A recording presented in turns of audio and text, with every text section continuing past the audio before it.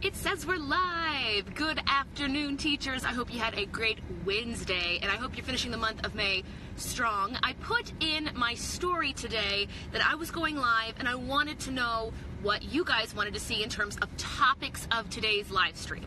The options were my top 3 booking secrets, and my other option was my first 100 days. I'm past my 100 days, but I did write a review when I hit 100 days with Vipkid, and that was actually a 50-50 split. Half of you guys wanted to see booking tips, half of you guys wanted a 100-day review. Hi, you guys, welcome. Let me know any questions here, because I will write everything down that you guys want to see. I always come back and watch my live streams, but because both topics had a 50-50 split, today I will give my top 3 booking tips, how I am always booked, completely full, no matter what slots I open, and then I will go live on my YouTube channel. P.S. I have a YouTube channel. It's in the link in my bio. It just hit 1,300 subscribers.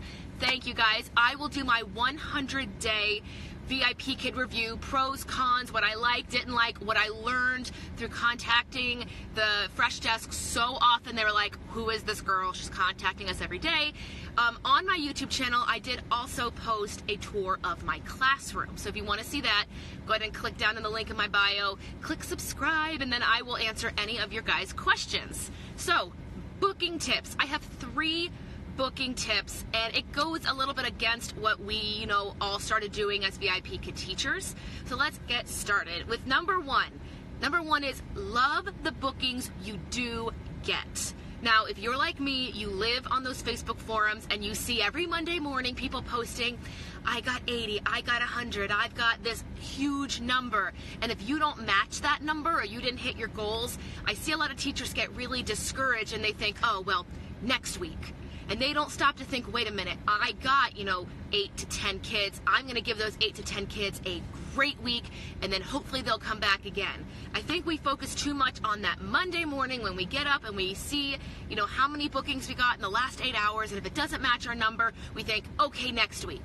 So tip number 1, love the bookings you do get, regardless of the number. I actually have made it a point now, and I failed at it 2 weeks in a row, but I try to put my phone away at midnight, let it go, and I do not check my booking numbers until Monday morning at 6 o'clock when I'm going in for my first class, and I make it a point to try to not go on the Facebook groups or the forums all Monday. I wait until Tuesday when the talk of frenzies and I did this and I did that and I drank a magic potion at midnight so I got 100 bookings in my frenzy. That does not work. Just love the bookings you have, and if it makes you feel bad that you don't get as many bookings as teacher A, get off the forums for the day, because that is not going to help you and it's just going to discourage you, and that can affect your performance with the kids you do get. Number 2, experiment with different profile pictures and different bios.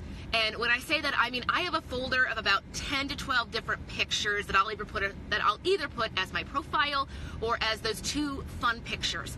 I used to be a singer on a cruise ship, so I have pictures of me all over the world. But I chose to use a picture of me looking out at the Virgin Islands. So you can see it's me, and in my bio I say I've traveled, I have international teaching and music performing experience. You'll have music in my class. I play guitar, I play piano. I let my pictures support my bio. And if you have something similar, if you can juggle and you have a picture of you juggling, hint, in front of children maybe, I would totally recommend doing that. A lot of my recruiters, a lot of the people I mentor, the people I recruit to become teachers, they say, I don't have anything. I have nothing. And I'll take them somewhere where there's a bunch of kids and I'll just have them read a story in front of kids, and I will snap pictures. Usually where you can't see the kids' faces, just for safety purposes. But if you don't think you have something, think of talents or hobbies you have that would make you interesting, that would make you stand out. For me, my last big musical was Mary Poppins. So I have a picture of me flying across the stage as Mary Poppins, and I get kids all the time that ask, oh, are you really her? Can you sing a song like that? Most recently, the musical I'm in right now is Annie, so I have a picture of me playing Grace Farrell and singing in Annie. And I actually had one student sing Tomorrow when I came into my lesson. She, I think, thinks I am Annie. I don't think it got in translation that I am not playing Annie, I am in the musical Annie. but it's amazing to me how universal that movie/musical is. Anyway, so 2 is experiment with your pictures and your bio. Let them complement each other. If your talent is reading to kids, put it in your bio, have it in your picture. Juggling, same thing. If you ride horses, if you have a magic tricks that you can do, if you have a cute pet, put them in your bio, put them in your pictures. Because not only will that help you look, established and like you know where your skills are, sometimes in translation, if you wrote, I have a horse, they might think you're saying, I like horses. If you have it in your picture that you have a horse, they will visually see she has a horse, he has a dog, she can do this, he can do that. And my third and final tip for getting bookings is focus less on the frenzy, kind of like number 1, but focus less on the frenzy, focus more on retaining your regulars. I think when we first join, we think, I'm going to teach so many kids. I'm going to see new faces in my classroom every single week. And over time, at least I have realized, and a lot of veteran teachers I've talked to, it's really nice to have a mix of regulars. And a lot of people that have done this for over a year say that at least 95% of their weekly schedules are regulars. They know that Johnny and Susie and Reagan, they're going to come every single week. They know their times, and if they don't get their exact time, you can keep, the half hour before or after, open. I have a student that I know wants to book 3 times a week, 7 a.m. But if they don't get into the booking frenzy in time, I make sure I have my 6:30 and my 7:30 and my 8 all open, because they don't always get that time, but they want to take with me so much that they will take those other times. If that makes any sense to you, retain your regulars.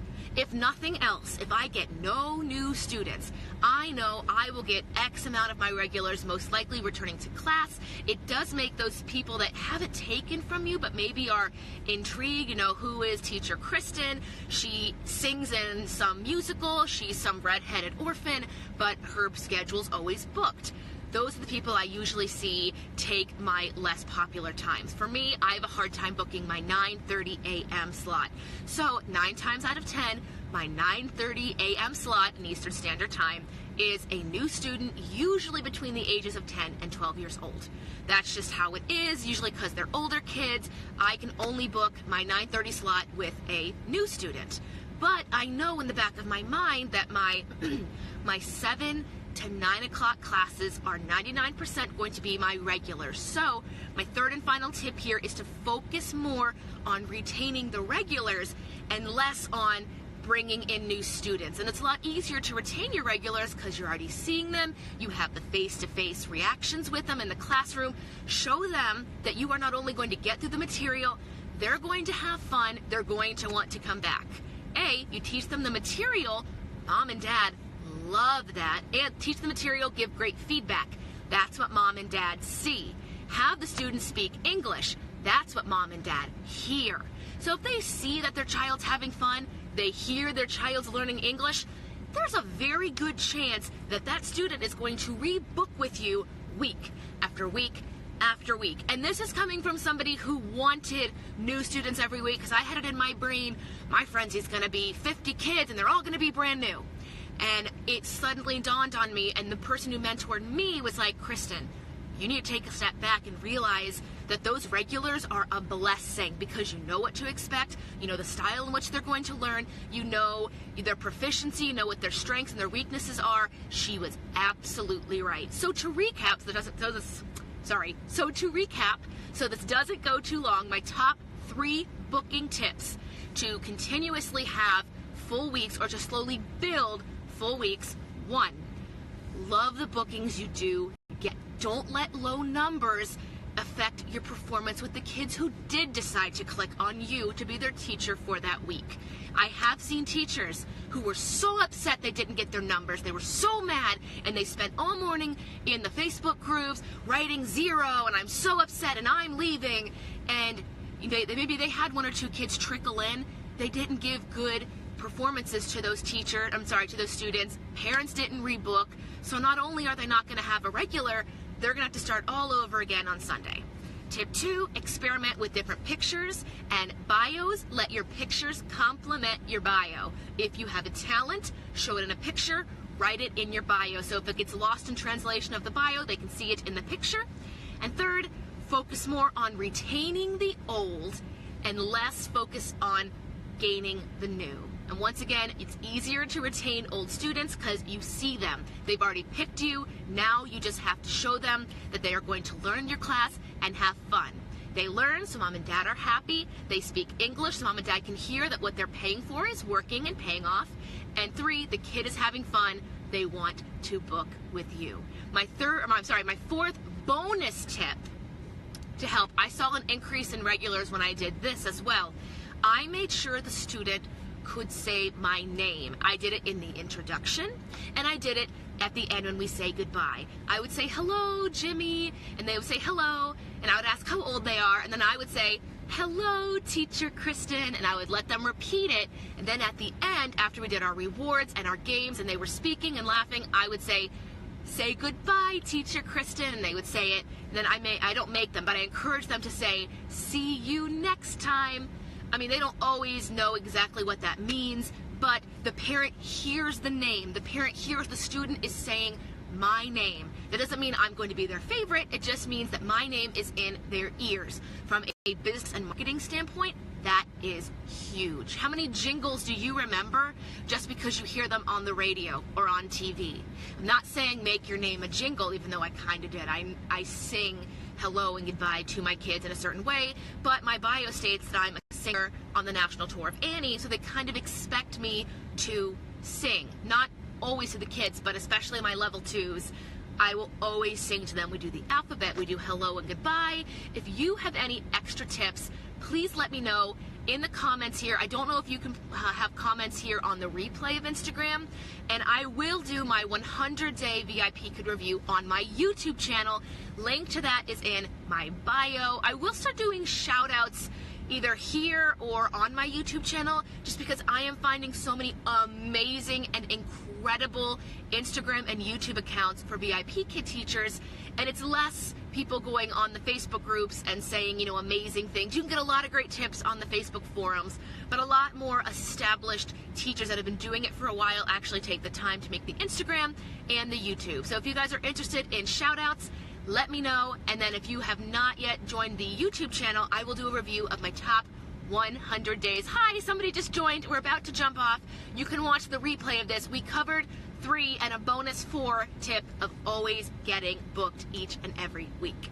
Anyway, you guys, let me know what you would like to see in a future live stream. I try to do these once a week, and it actually gave me something to do. I'm outside the gym waiting to go pick up lunch, because that's the life. Gonna go home and edit some YouTube videos, teach some music lessons, and then check for my very last day of May. I will see you guys later. Finish May strong. Let me know your tips, and I will see you in the next live stream. Bye!